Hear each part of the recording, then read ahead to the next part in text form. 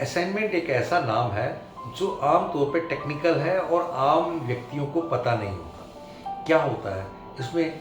अगर हम हल्की भाषा में या आम भाषा में कहें तो कोई एक पॉलिसी धारक अपने सारे अधिकार किसी दूसरे को दे दे और उसके द्वारा मिलने वाली हर बेनिफिट दूसरे के हो जाएं, इसे असाइनमेंट कहते हैं। इसमें क्या होता है, इससे क्या फ़र्क पड़ता है, इससे दूसरे को क्या फ़ायदा होगा, ये सारी चीज़ें अगर आप जानना चाहते हैं एक पॉलिसी के बारे में तो आज का वीडियो आप ही के लिए। नमस्कार दोस्तों, मेरा नाम प्रोफेसर कुलविंदर सिंह है और आज का वीडियो हम असाइनमेंट एक जो टेक्निकल टर्म है उसके ऊपर बना रहे हैं। इसका मतलब ये है कि जैसे आप कोई बैंक की टर्म्स में कहें तो एक ओडी लिमिट होती है ना, ओवरड्राफ्ट लिमिट। बैंक को अपनी पॉलिसी का बॉन्ड उसके आज की सरेंडर वैल्यू को निकाल के अगर उनके पास रख देते हैं तो बदले में उतना अमाउंट आपका ओडी लिमिट में आ जाता है कि अगर आप जब भी उतना पैसा निकालोगे, यूज़ करोगे तो आपका इंटरेस्ट लगेगा, अदरवाइज वो आपका बैंक में खड़ा है। ऐसे ही कई लोग अपने सारे अधिकार देके बैंक को अपनी पॉलिसीज असाइन कर देते हैं। असाइन करने का ये फ़ायदा होता है कि आपको कभी लोन चाहिए तो वो लोन का वैल्यू आपके पास इंटैक्ट खड़ा है।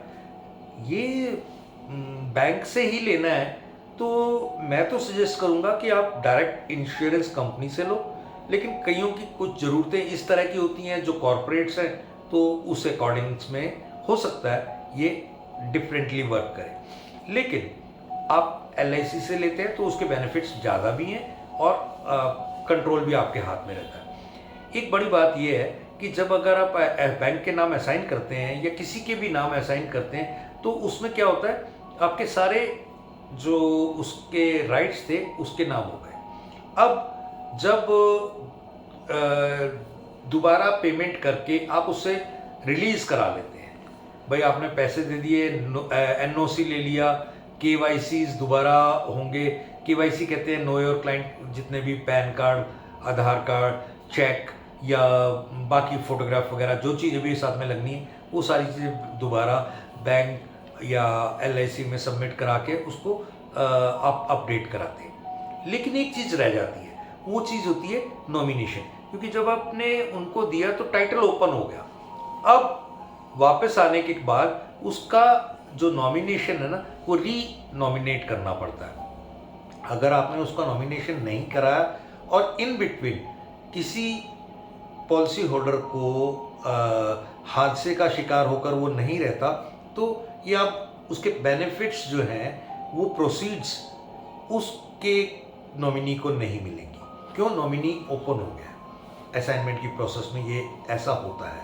तो अब बहुत सारे लीगल एस्पेक्ट्स में जूझना पड़ेगा और उसके बाद ही पेमेंट्स वगैरह मिलेंगी, नहीं तो दिक्कतें आएंगी। इन सब चीज़ों को देखते हुए आप अगर री नॉमिनेट करा लें तो वो सारी चीज़ें इंटैक्ट रहती हैं। एक चीज़ और है असाइनमेंट में, जब आप कोई सीनियर बंदा है जो दादा दादी, नाना नानी या कोई भी सीनियर बंदा है, वो अपने बेटा बेटी, पोता पोती, दोता दोती जिसके भी नाम से कोई भी इंश्योरेंस लेना चाहे तो ले सकता है और सारे राइट्स अपने पास रख सकता है। क्योंकि क्या होता है, उस उम्र के व्यक्ति को तो इंश्योरेंस नहीं मिलता, लेकिन इन्वेस्टमेंट्स से वो अपने टैक्स सेविंग तो कर सकता है, रिश्ते के अंदर भी सेविंग करता है। वो रिश्ते को भी बचा लेता है कि नहीं, मेरे बाद मेरे पोते को, बेटे को, पोती को, दोती को, जिसको भी इतने पैसे, इतनी चीज़ें मिलनी चाहिए।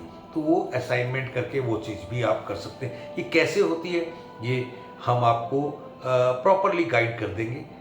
इसमें एक और चीज़ है, कोई टर्मिनल नीड हो, शॉर्ट टर्म नीड हो, तो उसमें भी असाइनमेंट करके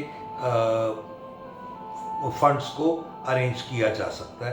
तो ये सब चीज़ों को देखते हुए असाइनमेंट एक बहुत बड़ा टूल है जो हमें यूज़ करना आना चाहिए।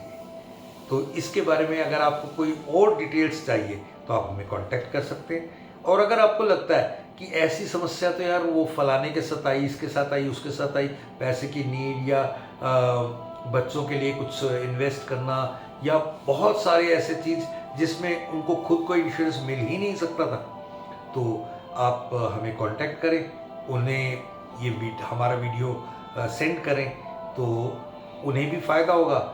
हमें तो ये जो मिशन लेके हम चल रहे हैं कि आने वाले टाइम में फाइनेंशियली फ्री करना, तो वो सब कुछ हम कर पाएंगे। वो सब चीज़ें देखते हुए आप इस वीडियो को बाकियों के साथ भी शेयर करें। Thank you.